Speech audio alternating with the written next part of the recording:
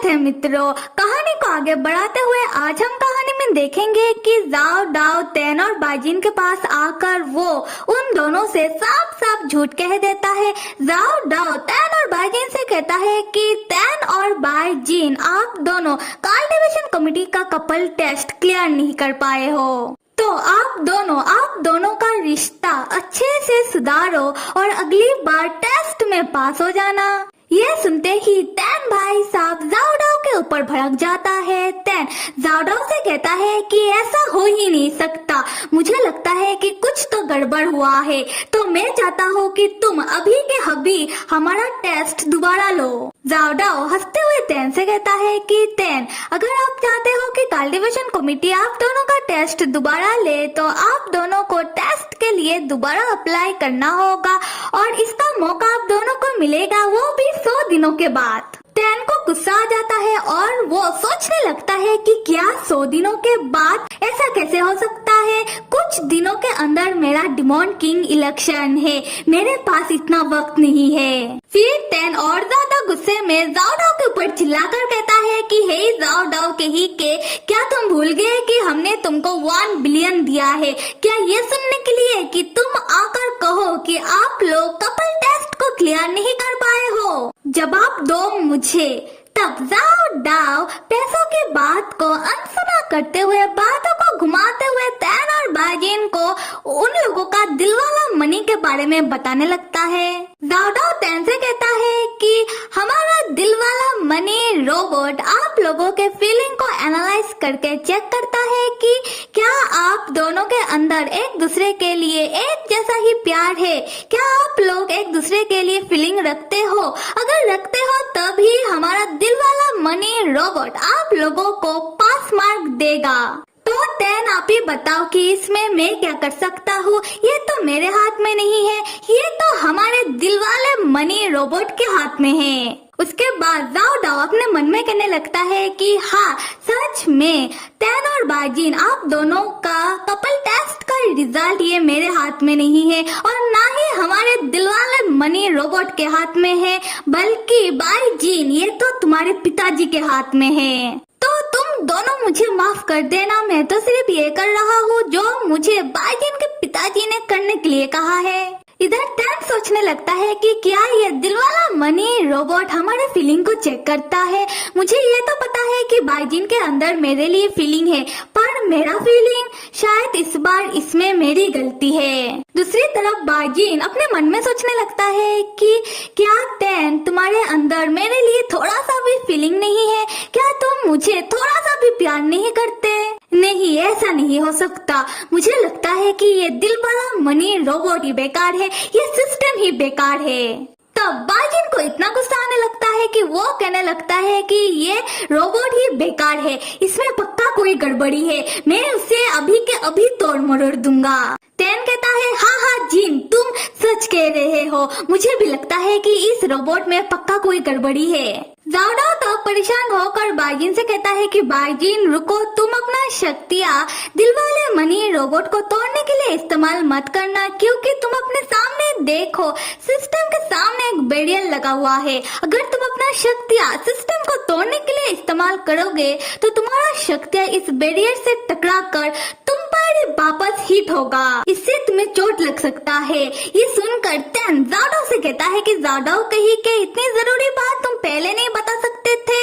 तब हम बाजिन को देखते हैं जो अपना शक्तियाँ दिलवाले मनी रोबोट को तोड़ने के लिए इस्तेमाल कर देता है और जैसा कि जाओ डाओ ने कहा बाजिन की शक्तियाँ जाकर बैरियर से टकराता है और वापस बाजिन के ऊपर ही आकर हिट होता है, जिससे बाजिन के मुंह से खून आने लगता है। तैन बाजिन को रोकने की कोशिश तो करता है पर बाजिन नहीं सुनता। तब हम प्यारे से डोडो को देखते हैं जो इतना शोर शराबा सुनकर जाओ डाओ के पास आकर उससे कह रहा था कि अंकल मुझे डर लग रहा है। जाओ डाओ तब डोडो से कहता है कि बेटा मुझे माफ कर दो, क्योंकि इसमें मैं कुछ नहीं कर सकता, क्योंकि मुझे खुद तुम्हारे पप्पा लोग से डर लग रहा है। आते हैं बाजिन की ओर जो दिलवाले मनी रोबोट को गुस्से में तोड़ने के लिए अपना शक्तियाँ इस्तेमाल किए जा रहा था, पर रोबोट को तो कुछ नहीं होता, बल्कि बैरियर के कारण बाजिन बहुत ज्यादा घायल हो चुका था। और दूसरी तरफ तैन जो बाइजिन को रोकने की कोशिश किए जा रहा था। तैन बाइजिन से कहे जा रहा था कि जिन तुम शांत हो जाओ, तुम रुक जाओ, तुम मेरी बात तो सुनो। पर बाइजिन जो गुस्से में इतना ज्यादा पागल हो चुका था कि वो तैन की बात मान ही नहीं रहा था।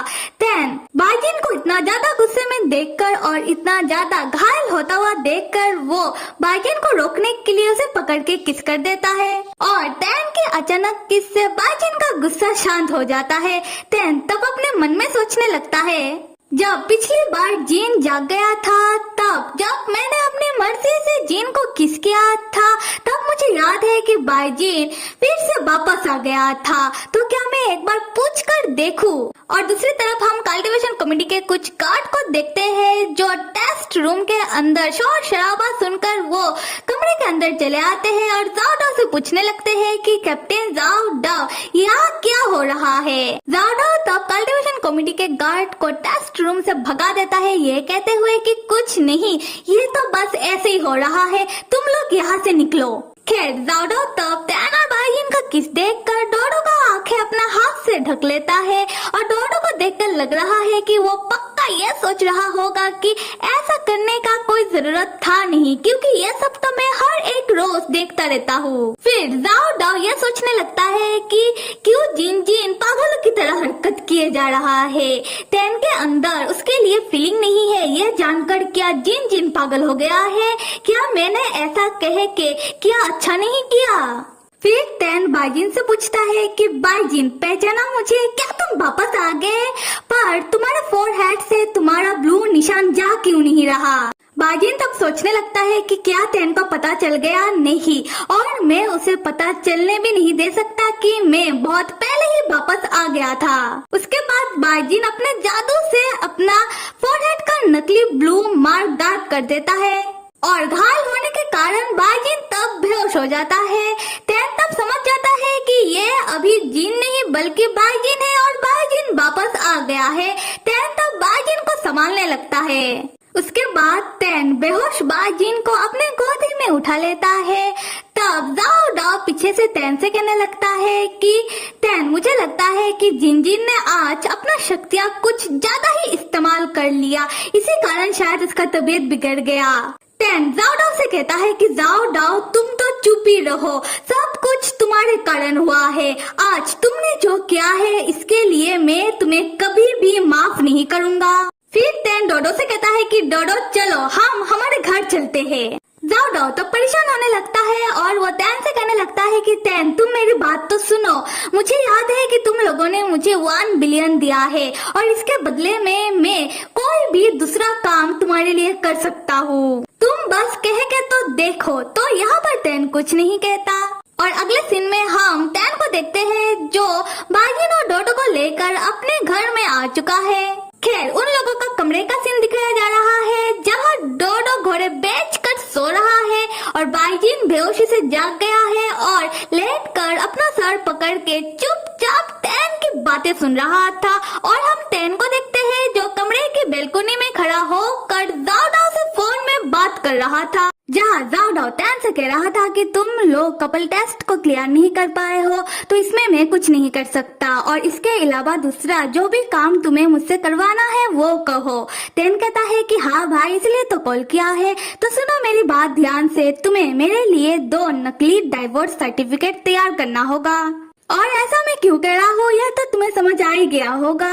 जाओ डाओ कहता है कि तैन मैं ऐसा कर तो दूंगा, पर क्या तुमने सोचा है कि अगर तुम पकड़े गए तो तुम्हें डिमॉन किंग इलेक्शन से निष्कासित कर दिया जाएगा। तैन कहता है कि जाओ डाओ इसका फिक्र तुम मत करो, और क्या तुम्हें लगता है कि इसके अलावा मेरे पास दूसरा कोई और रास्ता है? मुझे डिमॉन किंग बनना है और इसके लिए मैं कुछ भी कर सकता हूँ। तब हम बाइजिन को देखते हैं जो तैन की डिमॉन किंग बनने की बातें सुन सुनकर वो अभी परेशान हो गया है। बाइजिन अपना सर पकड़ के सोचने लगता है कि तैन तुम्हारे लिए डिमॉन किंग बनना क्या इतना जरूरी है? क्या डिमॉन किंग बनने के लिए तुम मुझे भी छोड़ सकते हो?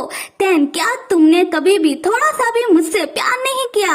अभी यहाँ से होता है सीन शिफ्ट, दिखाया जा रहा है तैन का जूनियर को जो तैन को कॉल करके लियू के बारे में उसे इन्फॉर्मेशन दे रहा था।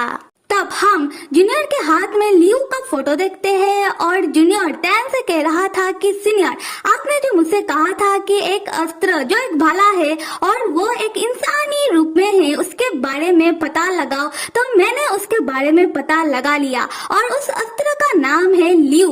और सीनियर, पता है कि ये लियू किसका अस्त्र है? ये आपका ओपोनेंट मास्टर मू का अस्त्र है। तब जूनियर लियू के फोटो को ध्यान से देखकर सोचने लगता है कि ऐसा लग रहा है इस लियू को मैंने कहीं तो देखा है, पर मुझे याद क्यों नहीं आ रहा। तब फोन के दूसरी तरफ टैन जूनियर से कहने लगता है कि मुझे लगा ही था कि ये लियू मुंह से रिलेटेड होगा, इस मुंह को दूसरा कोई काम नहीं, जब देखो किसी न किसी से मेरे ऊपर हमला करवाता रहता है। मुझे पता है कि मैंने जो उसके पहाड़ में ब्लास्ट करवा दिया था उसका बदला वो ले रहा है, पर इसका बदला वो ऐसे मुझसे ले रहा है मानो मैंने उसके बाप दादा का कब्र उखाड़ लिया हो।